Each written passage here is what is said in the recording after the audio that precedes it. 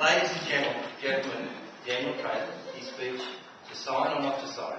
To sign or not to sign? Daniel Craig.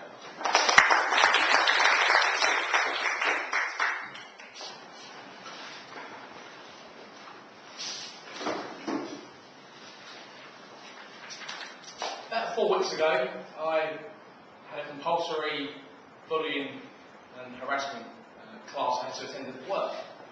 So I went there reluctantly and learned quite a bit about bullying and harassment. Our learning and development manager was very into it. It was a 2-hour session. It was quite interactive. What you should do, what you shouldn't do, was expected of you as an employee of Office Max. So really got me thinking back to my first job. And in 1990, I'd like to take you back, as a young 16-year-old, I started out my life, my career, as an apprentice lithographer. So, what actually happened? I got a verbal offer over the phone to become an apprentice at Desktop Reprographics, which is based in London. And I had to go with my dad to sign the contract. So, the contract pretty much like this: Daniel Craven, apprentice lithographer, 4 years, and my wage was £100 a week. In my head I was rich. That was it, I'd made it.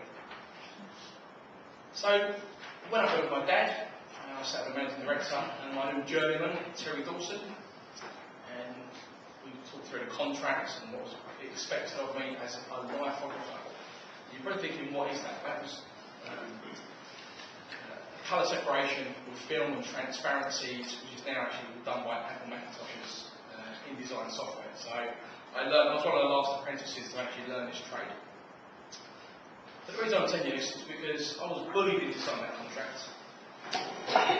I was going to sign there and then, and my journeyman said to me, "So what do you think about the offer?" I said, "It's fantastic." And I pulled out a pen, I had prepared my big pen. Just about to sign, I said, whoa, hold up. You're not in a union, are you? You're not a union man. 16-year-old. No, I'm not. I want to be in a union. He said, "You can't sign the contract." I said, "Well, I don't want to be in the union." He said, "Well, you can't sign the contract. You have to be in the union to work at this company."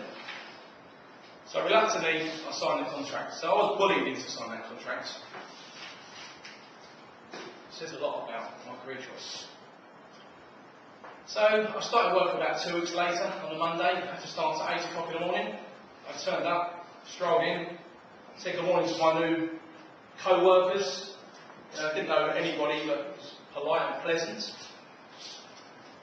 And the first thing that Terry Dawson said to me was, "Can I have a word?" And I turned up dead on 8 o'clock. No problem. He took me to the dark room, where I can only describe it as a kaleidoscopic language. He told me in no uncertain terms that I was late.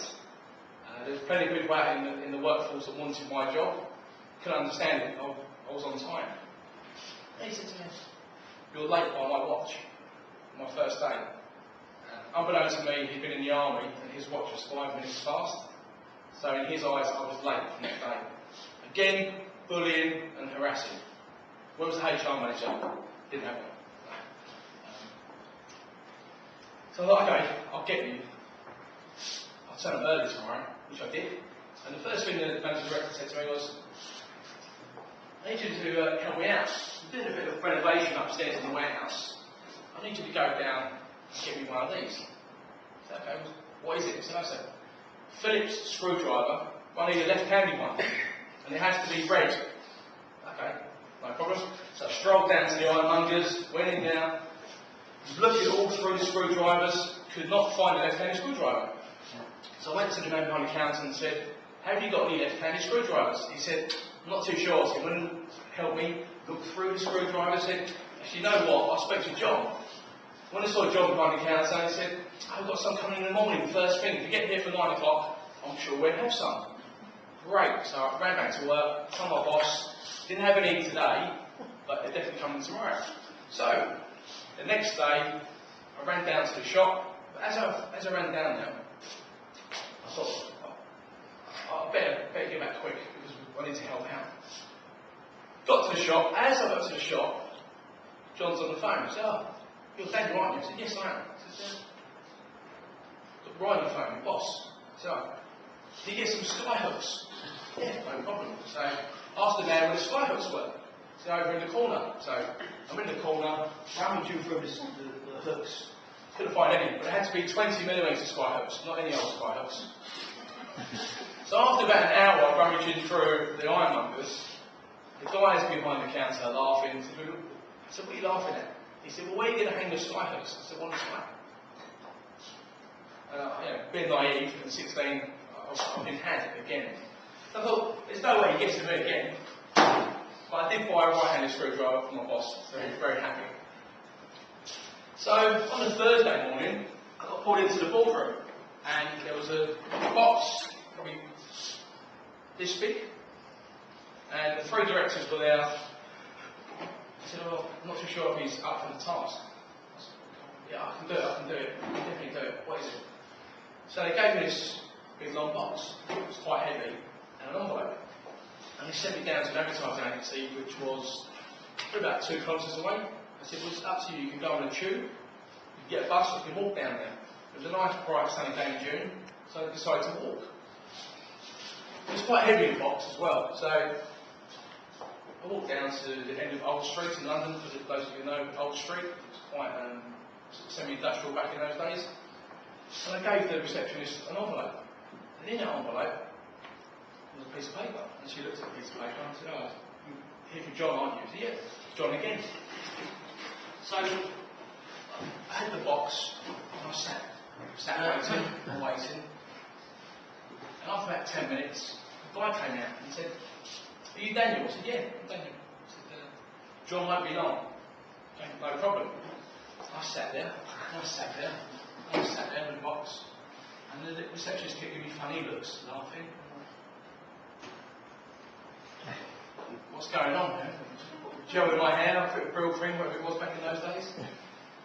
Is it me? What's wrong? And about an hour 15 minutes, I'm still sitting there. An hour 15 minutes go by, and someone else came out and said, "John won't be long, John won't be long." I said, "Okay, that's fine, all good." After an hour and a half, I was getting a bit frustrated. I said to the receptionist, "How long?" And she said to me, "Not long.